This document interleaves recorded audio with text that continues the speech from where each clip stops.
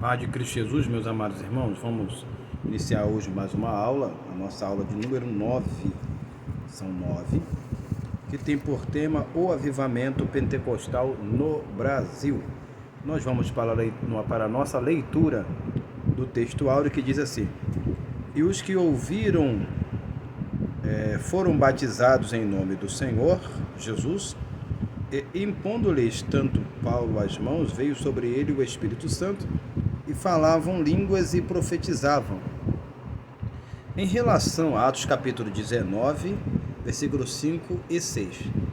Em relação ao falar línguas estranhas e a ideia que permeia dentro do meio teológico, tanto do meio pentecostal como neopentecostal, tradicional, que línguas estranhas são idioma, eu tenho aqui no meu canal sobre o tema Você Sabia? Explicando sobre isso. Não, claro, não dando tanto ênfase por causa para a gente sintetizar o assunto, mas eu falo um pouquinho sobre as línguas estranhas, se é idioma ou não. Mas você quer saber mais sobre isso, é só dar uma olhadinha lá. Vamos para a nossa lição. Vai entrando já para nossa introdução e assim apontar o que nós vamos comentar um pouco aqui. Diz assim a nossa introdução. Olha o que diz a nossa introdução. A estrutura da fé cristã está baseada no descer do Espírito Santo. Ou seja, é a partir, falando teologicamente. Teologicamente é a partida do Espírito Santo em Atos capítulo 2 que vai se dar início da igreja. Isso teologicamente. Ok? Diga-se de passagem. O que se diga de passagem? Aconteceu no dia de Pentecostes. Então, o que a estrutura da igreja se deu no dia de Pentecostes. Por isso, diga-se de passagem, aconteceu no dia de Pentecostes. O primeiro sinal desfrutado pela igreja, a igreja inaugurada, foi a língua estranha. Então foi o primeiro sinal que manifestou ali, ou o primeiro dom dado à igreja, manifestado à igreja. Claro que os outros demais, com a descida do Espírito Santo, foram acoplados, anexados à igreja também. O cristão precisa saber como lidar, é isso que nós vamos trabalhar dentro do nosso conteúdo, lidar com o avivamento para ter uma vida genuinamente pentecostal. Então nós vamos trabalhar sobre como lidar com o avivamento e vida pentecostal. Entendeu? Vida pentecostal a gente adquire através da descida do Espírito Santo. Quando eu falo pentecostal, é bom frisar isso aqui, eu estou trabalhando com a ideia e você já teve isso na lição explicando porque a origem do termo pentecostal. Passaram-se a estudar sobre o que aconteceu em Pentecostes, por isso a igreja que se baseia nessa linha é chamada de igreja pentecostal. Quando eu falo de pentecostal, eu estou falando do recebimento do Espírito de Jesus dado à igreja. Vamos para o nosso primeiro ponto. Como lidar com o avivamento? Atos capítulo 2, versículo 4, vai dizer assim, abre-se aspas, e todos foram cheios do Espírito Santo. Então, o avivamento, ele é dado através do Espírito Santo. O Espírito Santo foi dado para dar vida. Isso a gente já tem comentado ao longo de nossas lições. Então, receber o Espírito é receber vida. Apocalipse capítulo 11, versículo 11, aquelas duas testemunhas estavam mortas e entrou o Espírito de vida nele. Então o Espírito Santo é nos dado para nos conceder vida. Que nesse caso a vida é de quem? É de Cristo. Gálatas capítulo 2, versículo de número 20, que vai dizer assim, um texto extremamente conhecido. Paulo falou, não vivo mais eu. Quando eu recebo, insufrada dentro de mim a vida de Cristo, não vive mais eu, mas Cristo vive em mim.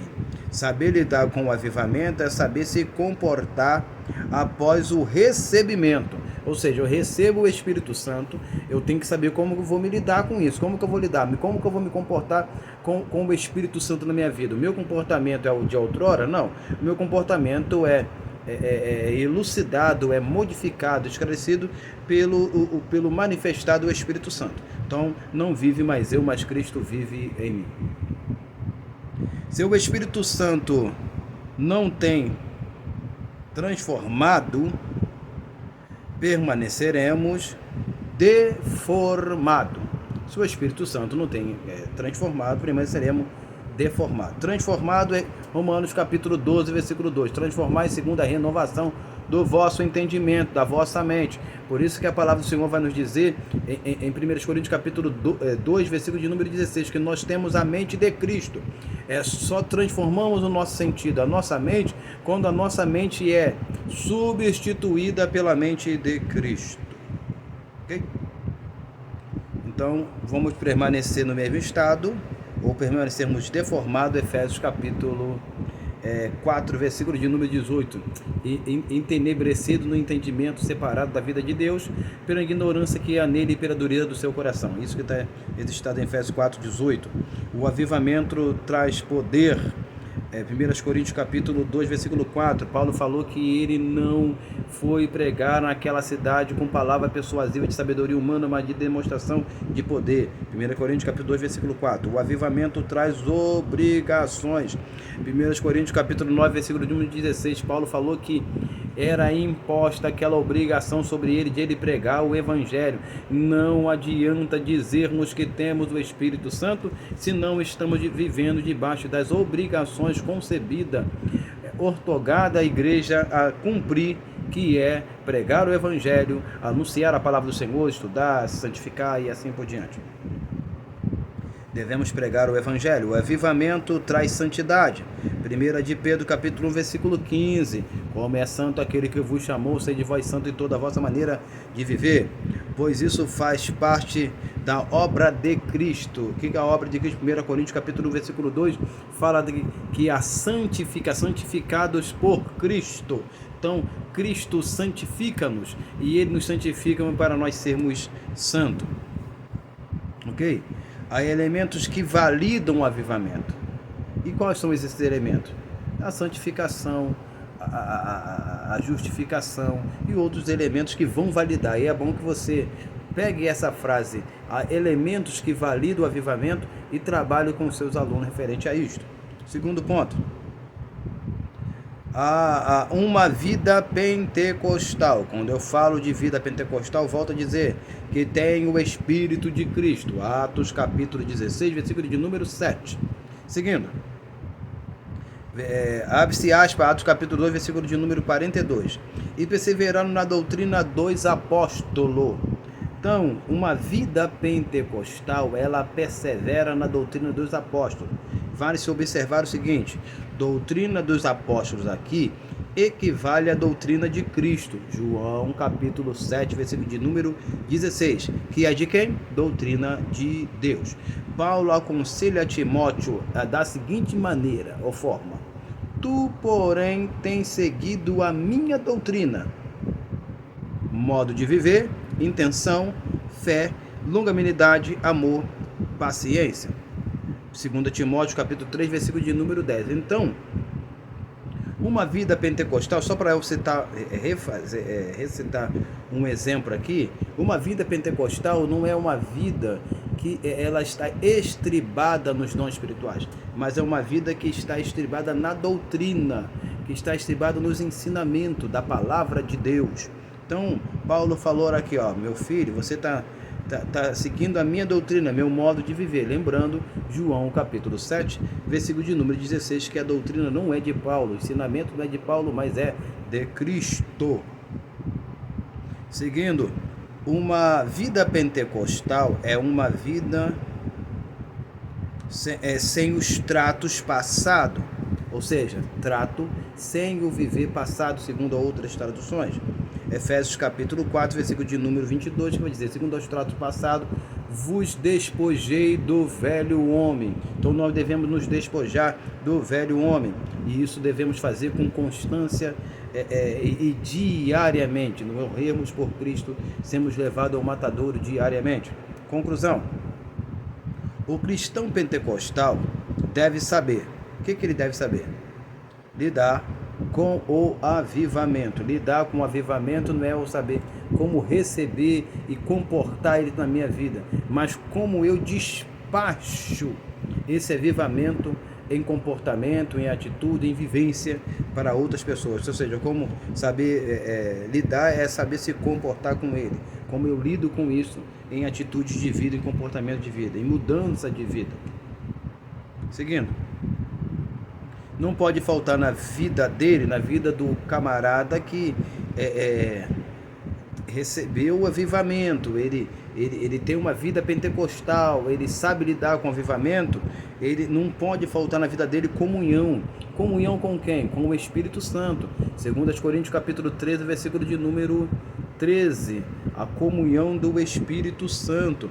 Comunhão com o Espírito Santo vai refletir andar na luz e vai refletir também a comunhão com os irmãos, porque não tem como termos comunhão com Deus ou dizermos que temos comunhão com Deus se não temos comunhão com os nossos irmãos.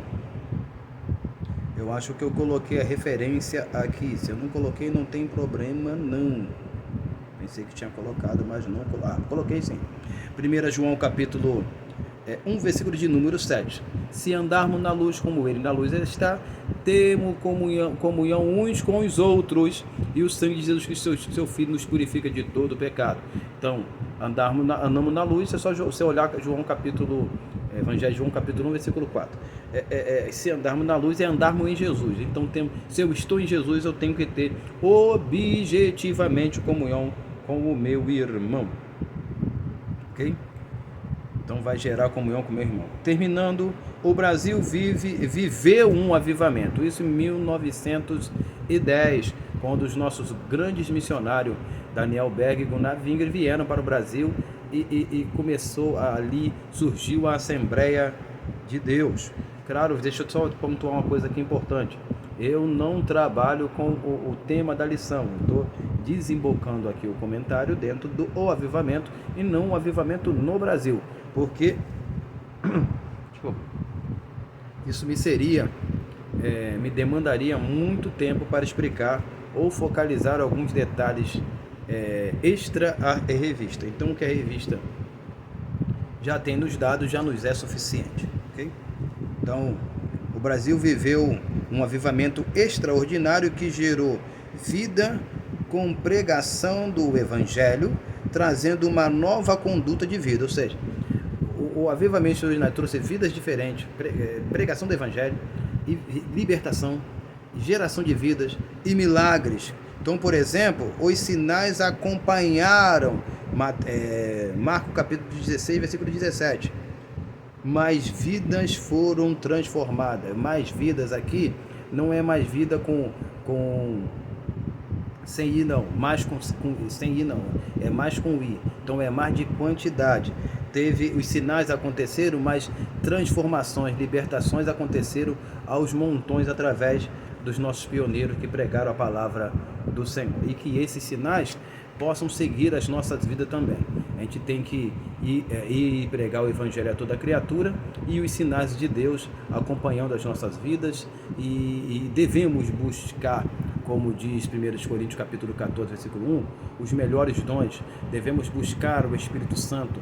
Buscar, não estou falando no sentido de descer o Espírito Santo, porque o Espírito Santo já desceu, já está na igreja, mas sempre sermos renovados, sempre sermos reavivados com o tocar e o manifestar de Deus em nossas vidas.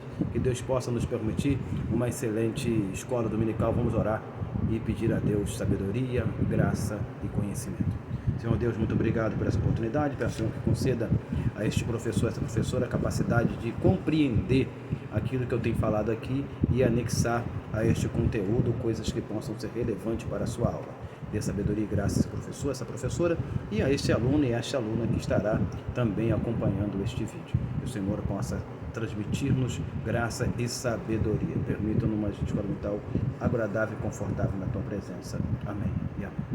Que Deus possa nos abençoar. Peço a você que se inscreva no canal, curta e compartilhe. Não se esqueça de deixar o seu comentário aqui. Tenha um excelente domingo, uma excelente escola dominical. Que Deus nos abençoe. Amém.